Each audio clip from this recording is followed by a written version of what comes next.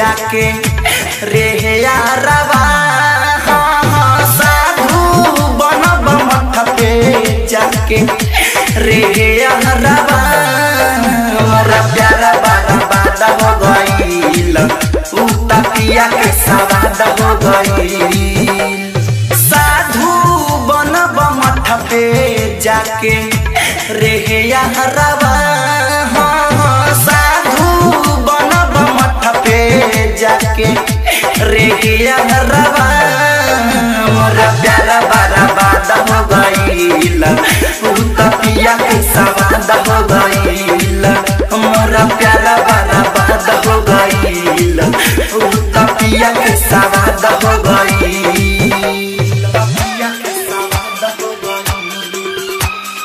तमाशा digital recording studio Lakhaura. आप सुन रहे हैं एजी एंटरटेनमेंट की धमाकेदार प्रस्तुति।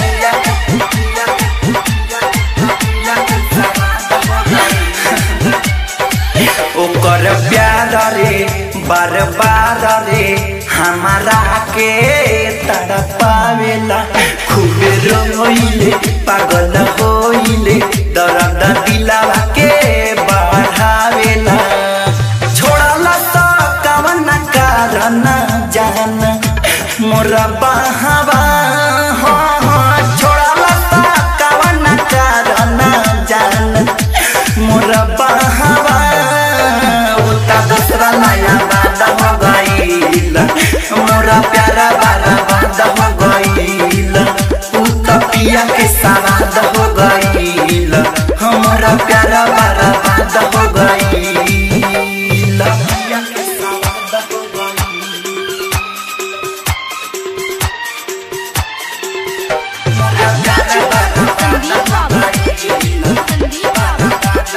आप सुन रहे हैं एजी एंटरटेनमेंट की धमाकेदार प्रस्तुति।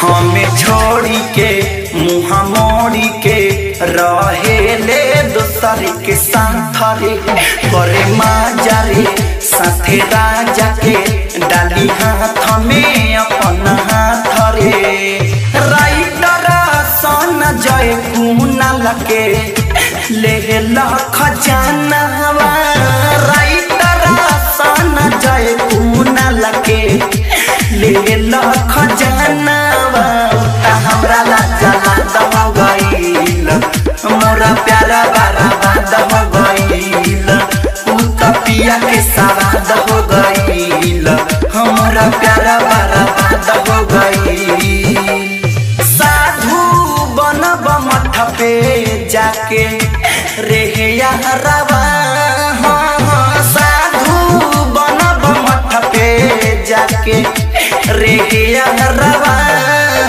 मोरा प्यारा बर्बाद हो गईल उतपिया के सवाद हो गईल मोरा प्यारा बर्बाद हो गईल उतपिया के सवाद हो गईल।